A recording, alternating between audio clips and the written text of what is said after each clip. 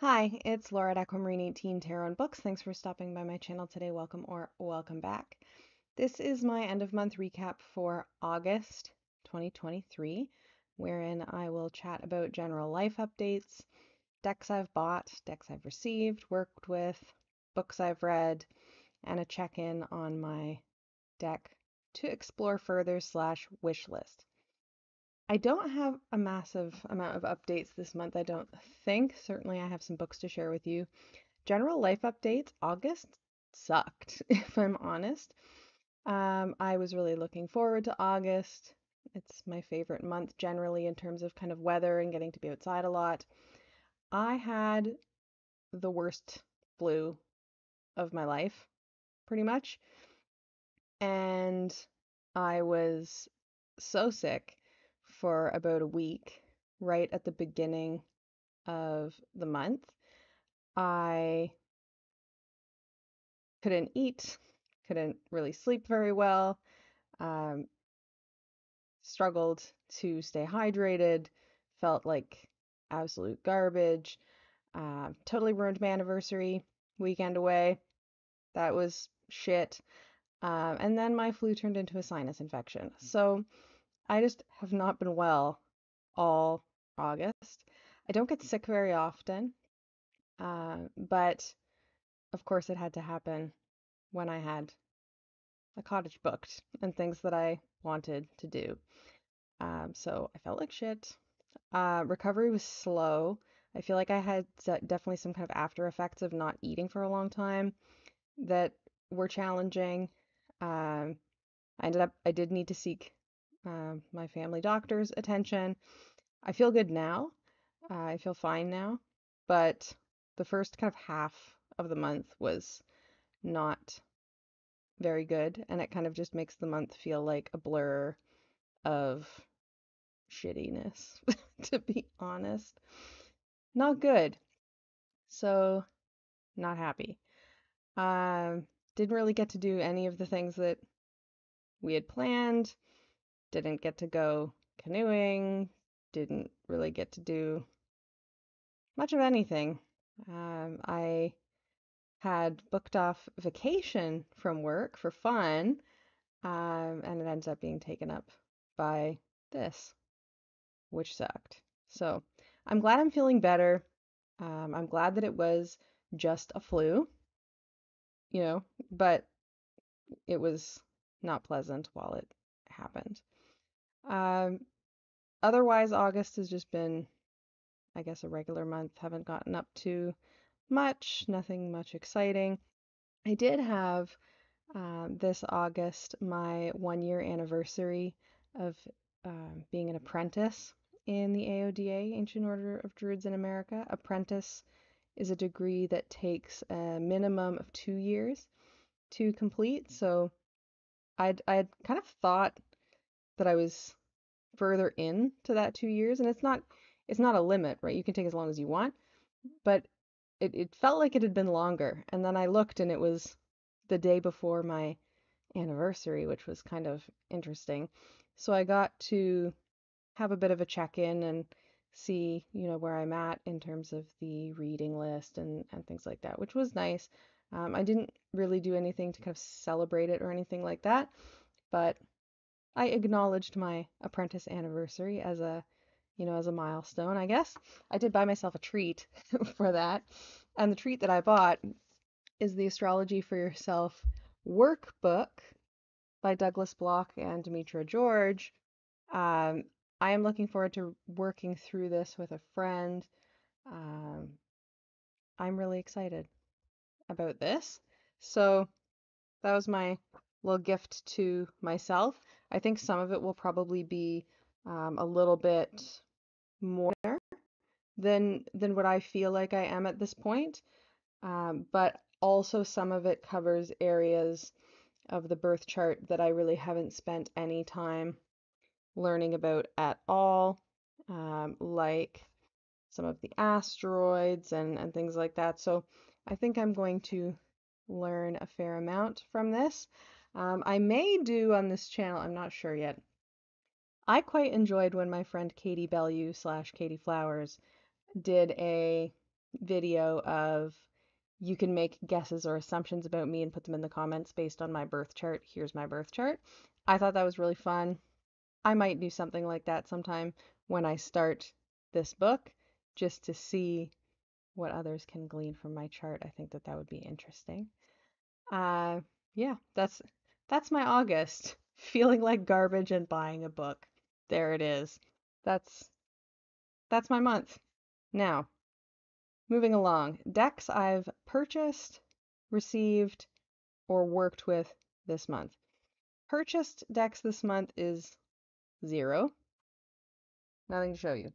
I did receive one, which I am going to make some content about in the very near future.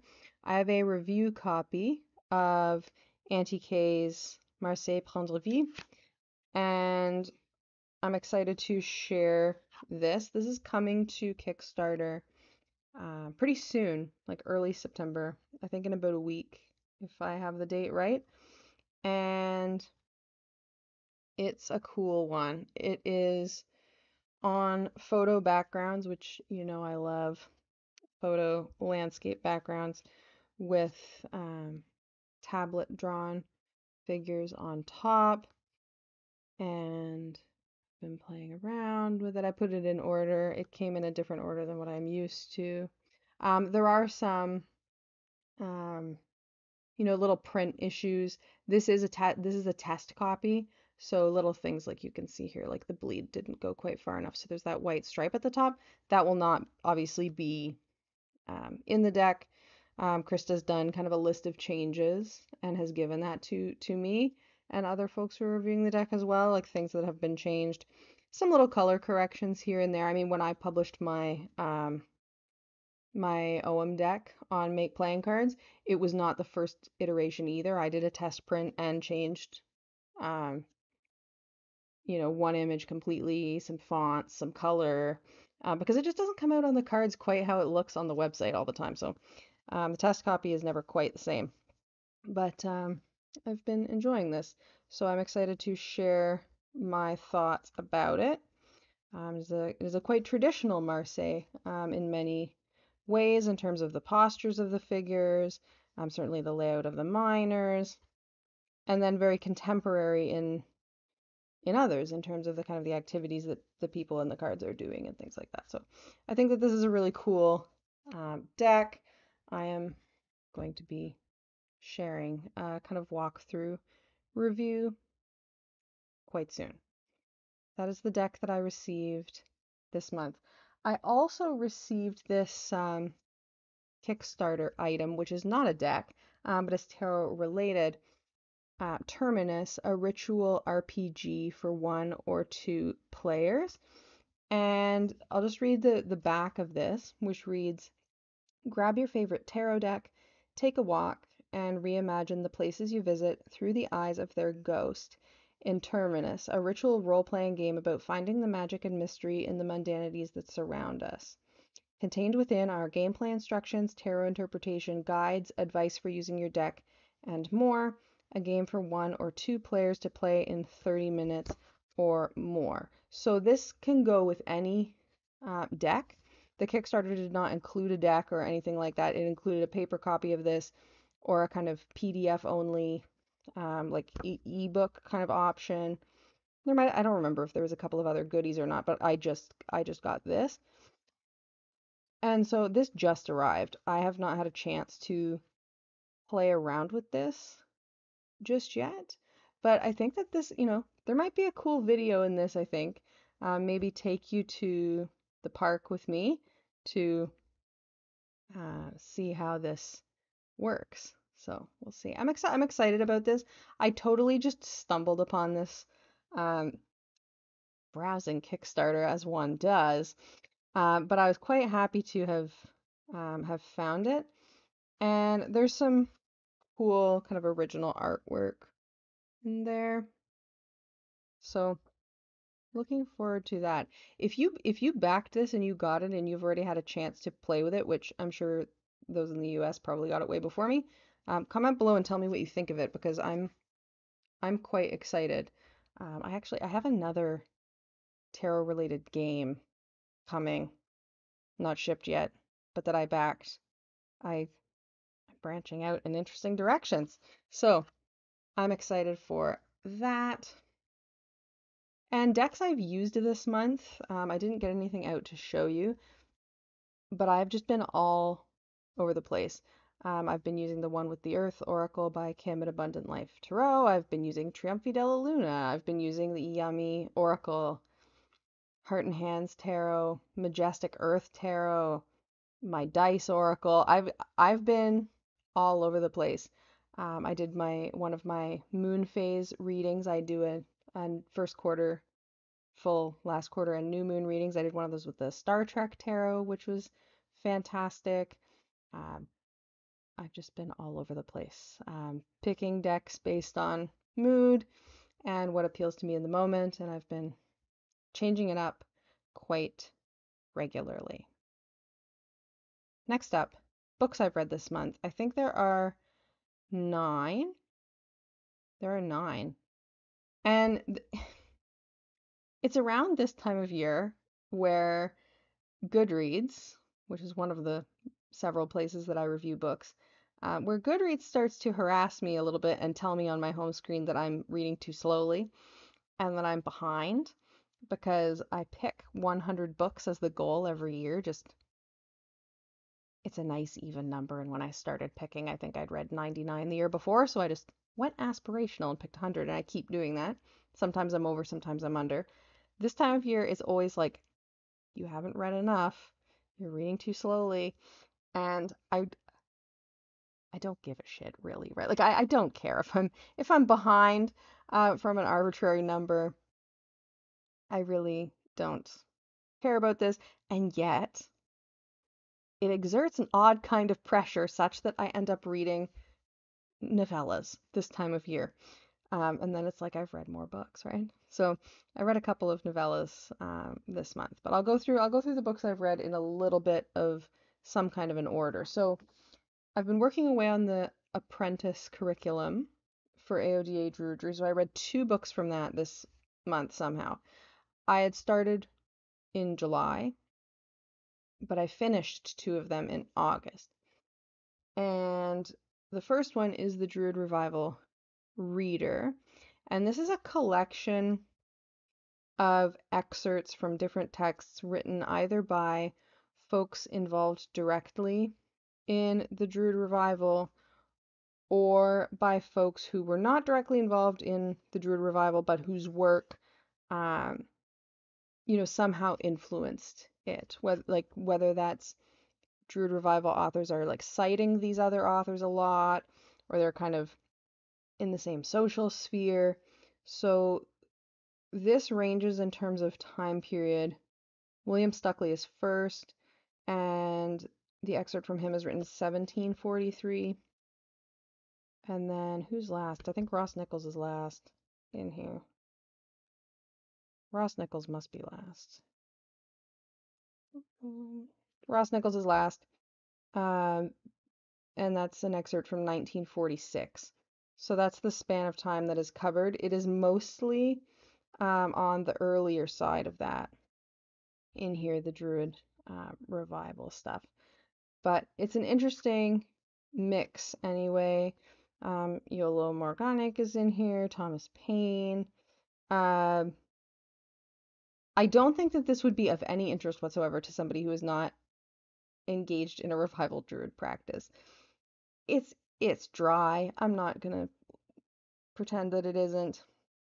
Some of it is quite interesting, and I liked some parts significantly more than others.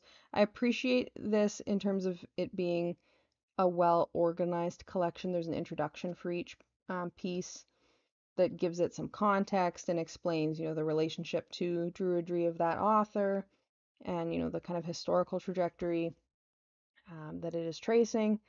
And there's a mix of poetry and prose. Um, there's some interesting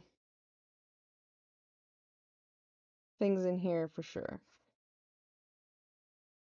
If you're engaged in revival druidry, this is a good history of the tradition that you're engaged in. If you're not engaged in revival Druidry, this would maybe put you to sleep.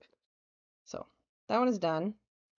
I also read the Druid Grove Handbook, a guide to ritual in the Ancient Order of Druids in America. This is basically ritual scripts. There's a bit of an introduction in terms of the history of the order and the kind of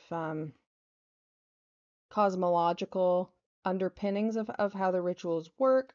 Introduction to things like the elements and the kind of building blocks that go into some of the ways that these rituals work. Again, in AODA, a lot of the ritual material like this is entirely open. This is a book that you can buy. You don't have to be a member of the order to read this. It's absolutely kind of open and available.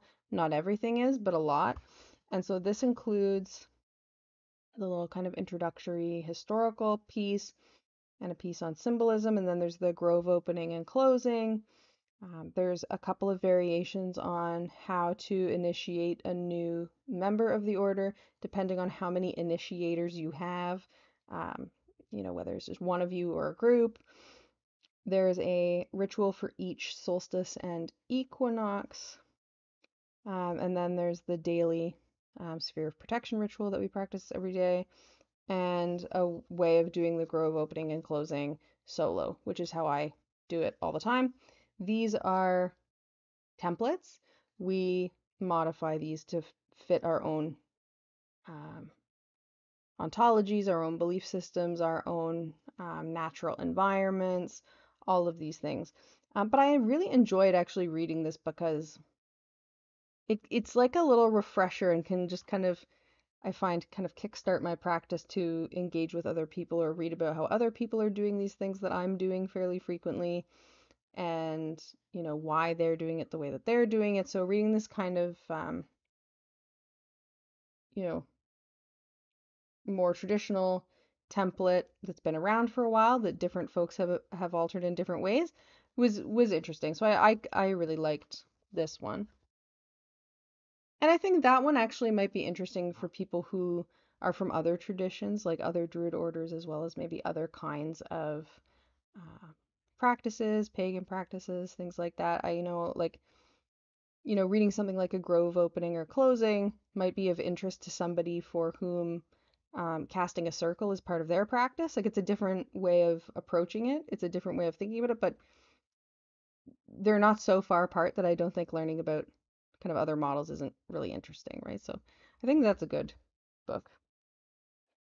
I had uh, plans at the beginning of this year to do a readathon called Historathon, reading um, nonfiction historical books from different time periods, only 4 of them across the whole year. I have been really slacking on this one.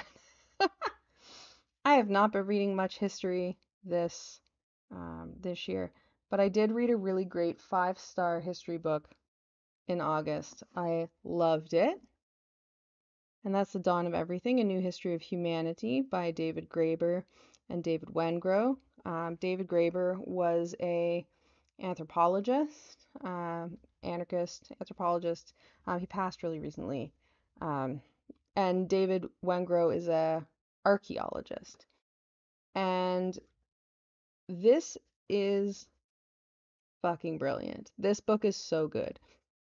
They are interested in the kinds of stories that we tell ourselves, the kind of common narratives and understandings about what ancient humans were like and what ancient societies were like, in terms of their hierarchies or their egalitarianism or not, or their being, in cities versus kind of in smaller groups, and the kinds of assumptions that are built into these kinds of everyday, commonplace kind of understandings about how early humans lived, that it turns out actually are not borne out by the most recent archaeological or anthropological evidence at all. And so the book kind of goes through all different, all around the world, different sites, different ancient cities, different ancient nations, and how they organized themselves and what we know about this, to debunk some of the commonly held assumptions about those people. Um, and and what I love about this is, they kind of start from this place of like, here, I'll read a little snippet from the introduction. What if we treat people from the beginning as imaginative, intelligent, playful creatures who deserve to be understood as such?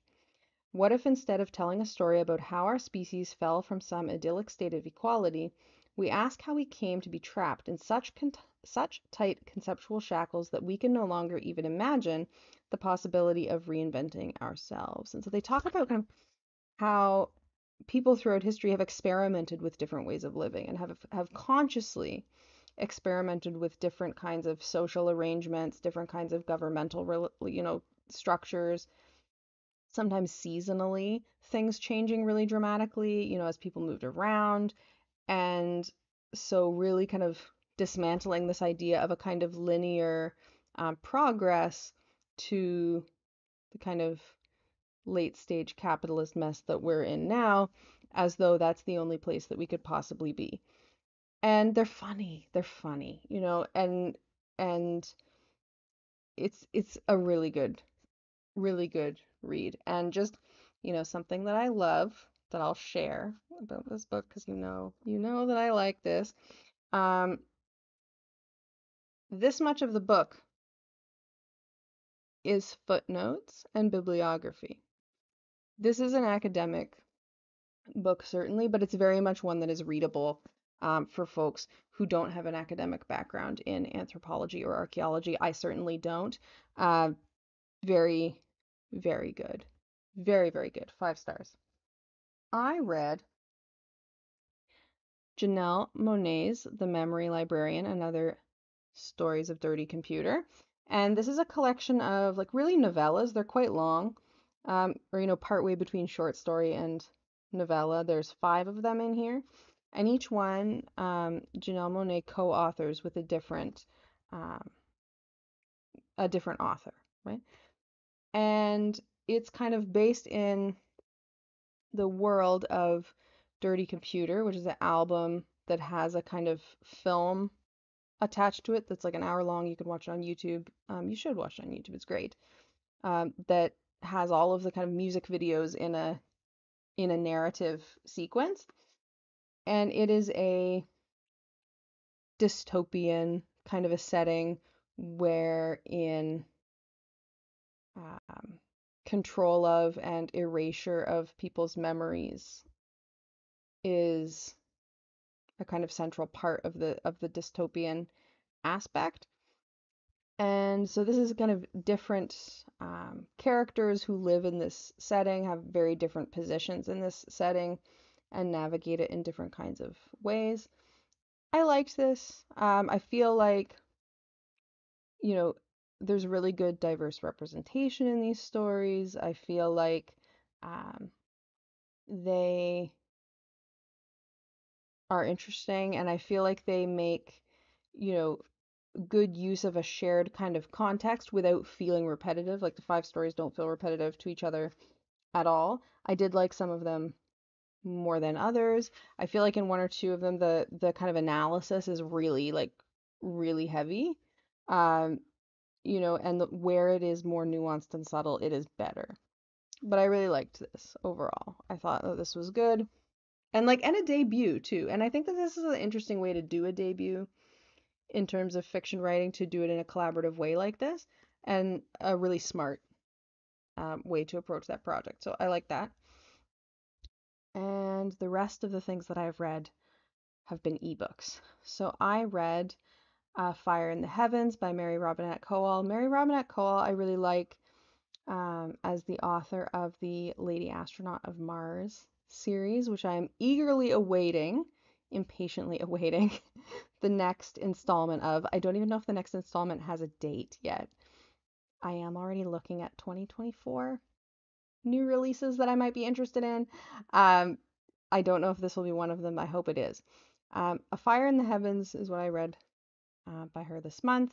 And this is a kind of standalone short novella about a central character, a woman who is a part of a marginalized cultural and religious group who is, and this is in a kind of fantastical world, who is traveling on a boat that she's hired for this purpose in the direction of where she understands her people's ancestors and homeland to be.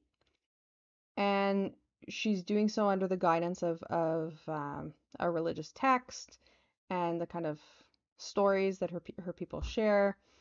And, you know, without getting too spoilery, she doesn't find what she expected, right? And I feel like this was really good. It could have been longer. There's a lot going on, but I think as a it's kind of a story of um, different societies meeting each other in some sense for the first time, though not quite, given the setup, and having a kind of first contact um, experience, in that, and in that I think that this was was quite good, quite effective. And Mary Robinette Kowal is a great author, so I was happy to read that. I read Seven of Infinities by Aliette de Bodard, who I've read before as well. And this is a part, Seven of Infinities is a part of it's not quite, I don't know if it's quite a series, but kind of a series of short stories, novellas, and there is maybe a novel or two that are all kind of set in this science fictional universe, which is very much the kind of cultures are very much inspired by Vietnamese culture in particular, and Asian culture more broadly, but I think Vietnamese culture in particular. And the different stories and novellas, at least that I've read so far, they're not really linear. They don't share characters. You don't have to read them in a certain order. They're all fairly standalone, but they share this kind of common setting, context. I quite like these. I think the universe is really well um, developed, and even from reading, just one, you get a good sense of how things are structured. And then when you start to read a few of the stories in this collection, it really gives a kind of multifaceted sense of this world building that is quite intricate. And so I really like these for that. And Seven of Infinities is a kind of a locked room murder mystery that is on a space station. And the mystery part I liked. It wasn't the most unpredictable, but I liked the characters. I liked the, overall trajectory of this quite a bit. There was a romance component to it that I really did not like, because it was a little too, it went a little bit too quickly from she's not my type to love.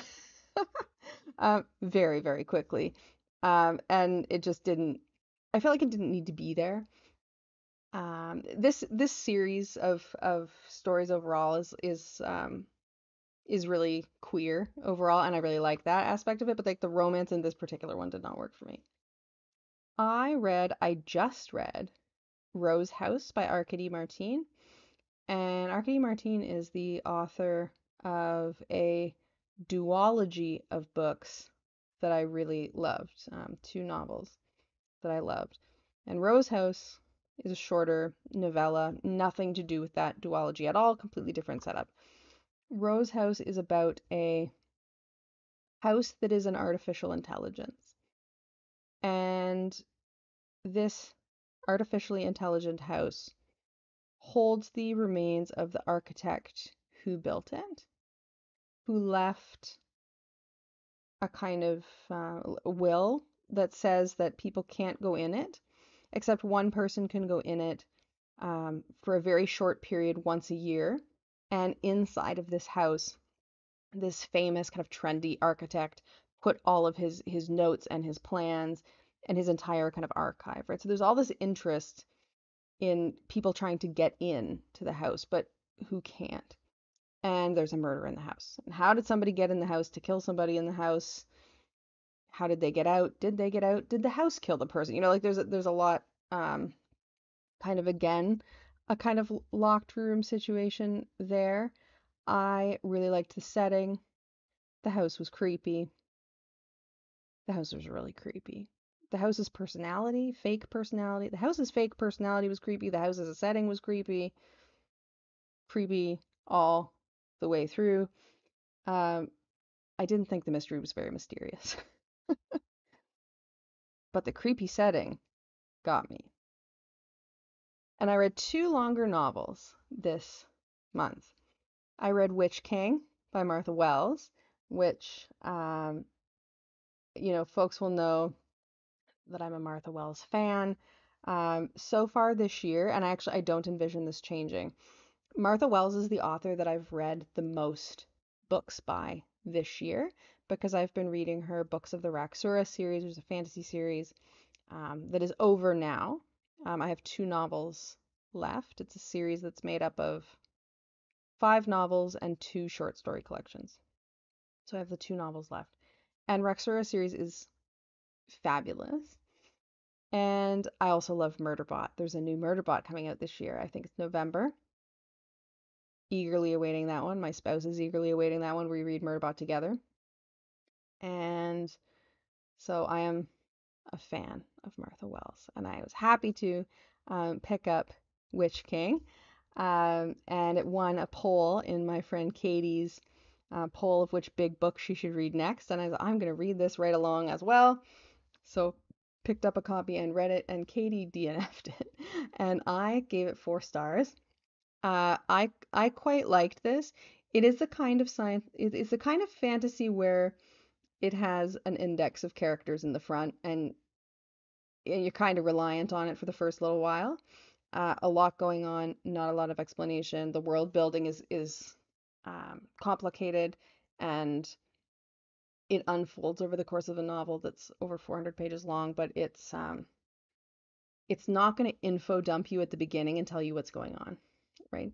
So it is the kind of thing that you have to just go with for a while, I think. But once it starts to come together and it really just, I started to really enjoy the characters. I I liked the political kind of aspects and the scheming aspects of the plot a lot, and the hard work of keeping a fragile kind of affinity group or alliance together for the sake of fighting a possibly shared enemy. Like I liked this theme a lot. I love Martha Wells's writing. I hope that there's more books in this world because like it needs more, I think. There's so many directions. Like it's very much a standalone. It concludes in a sufficiently satisfying way, but I feel like there's so much world building work in there that I want something more set in that setting. So I hope that it turns out that there's more. I don't think it's planned to be like a trilogy or anything like that, but I hope that there's more of Witch King because I really liked it. I will say Martha Wells is a tricky author to try to recommend to other people because everything is very different.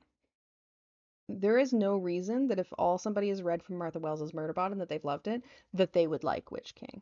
Like it's almost two different audiences in some sense, I think. And Witch King and the Raksura series, both being fantasy, also very, very, very different. Um, the Witch King is multiple points of view. Raksura, not so much. Raksura is much more linear in terms of storytelling, whereas Witch King has 2 timelines and it jumps back and forth with the same character in both. Very different tones. Like both as fantasy, and then she also writes science fiction that is completely different as well. Murderbot is much more humorous, very different feelings. But I have yet to read something that I didn't like, so Martha Wells is a favorite. The last novel I read maybe I have to go back and look at my list. May be the best novel I've read in 2023. Maybe. I don't know. It's hard to pick, but I feel like at the end of the year, if I do some sort of top reads of the year, this one is going to be right up there for sure, and that's The Water Outlaws by S.L. Wong. It just came out. I got this as a advance copy from the publisher and read it right around release day. The Water Outlaws is a feminist and queer retelling of a story called The Water Margin, which is a text written in, I want to say, Cantonese, early 1500s, late 1400s, thereabouts. So The Water Outlaws is a take on that. It is, set, it is a historical fiction, historical fantasy. So it is set in a real setting, in a real time period, in a real place in China. It's a wuxia kind of um, genre with, um, fantastical kinds of weapons being developed and aspects of magic and lots of martial arts fighting. And this was so good. Water Outlaws was so good. I am so excited about this. I kept blathering on about it to my partner, who really got sick of hearing about it after a while, of like how good this book was. It was a well-paced, exciting, you know, great character development, cared about the characters. The feminist angle was solid. Um, diverse representation, solid. Um, so good. Um, Content warnings, definitely some. Not an easy read in that sense. Check out the content warnings, or feel free to ask me if you need that information. But it, oh my goodness, this book was good. I I solidly recommend The Water Outlaws as one of the best books I've read in 2023. That is my most exciting read of the month, and up there for read of the year. It follows a woman who is an arms instructor in the Imperial Army. Very, has created a very kind of respectable, respected position for herself against tremendous odds as someone who is parenting solo, who's female, in this kind of context.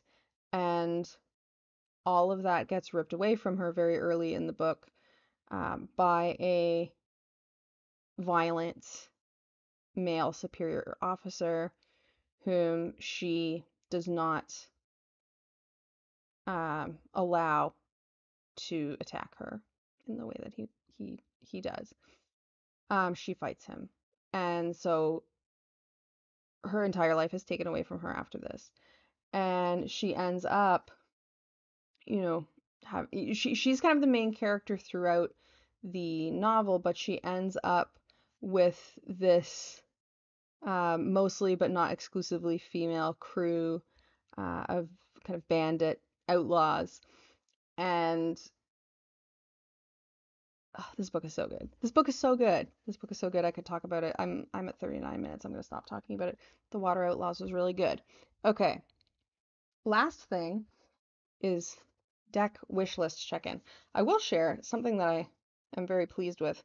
I bought a new cover for my Kinbor Weeks. Once I established that the Weeks was the size that I loved, I bought this cover. This is from KKG Goods on Etsy, and it's cork, which is great and sustainable. And it's just an elastic that comes off, so I can hold my pen, in there.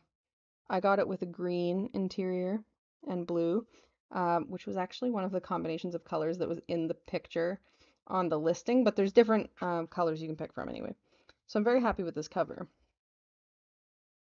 My wish list has not really changed much. Um, I do plan to back and get a final copy of Marseille Pont-de-Vie. Um, I'm happy to have a review copy now, but I would like to have, the final, um, you know, fully realized, uh, you know, color corrected copy for sure. So that's wish list. I added the Inkwitch Tarot to my wish list. This is a deck that has been out, and I don't know if it's out now or if it's out of print now, but the creator is putting it on Kickstarter again. And the reason that the Inkwitch Tarot is on my wish list ultimately is because this is the same artist, Eric, who did the Endless Oracle, and I love the Endless Oracle. I use it very, very frequently. I would like to use them together. This would also give me the opportunity to lump shipping and get the expansion pack for the Endless Oracle, which it does not make sense to ship this like 6 card expansion pack to Canada on its own. He and I talked back and forth about it, and he was very accommodating and offered multiple options, but like ultimately it's just not cost effective. So I was like, well, if you're gonna kickstart the ink, which I could put those things together. And this is a cool deck. So the Inkwitch is definitely on my list of decks that I'm looking at. I've mentioned before the Tarot for the Great Outdoors is on my list. That comes out today, September 1st. It is not in stock in anywhere that I would order a mass market deck from as of now, but it's a deck that I'm very much interested in. I'm still interested in the Earth Blessings Oracle, which is a lot like the Sea Soul Journeys, except it's 4 seasons as opposed to an ocean theme. I'm still interested in that. Didn't buy it yet. Um, I'm still interested in Lennon's statue tarot. My wish list has not, I think, other than adding the Inkwitch tarot, it has not changed. I haven't checked anything off. I haven't scratched anything off. It's the same. So that's that's where that is at. Yeah, that's all I have to report for the month of August. So I will be back. Um, Not sure what my next video will be. It may well be the Marseille Pont-de-Vie walkthrough. We shall see. I will see you in the next video. Thank you so much for watching, and I wish you a happy September. This is the first September ever since 1991 where the school year has no effect on me. It's going to be an interesting month. I have been either a student or a professor since kindergarten, which for me was in 1991. So this is an interesting shift because I've decided to not teach anything this school year, to give myself a break to focus on my day job. So it's going to be a very different September from what I'm used to. I will let you know how that goes. Happy September, and I'll see you all again soon.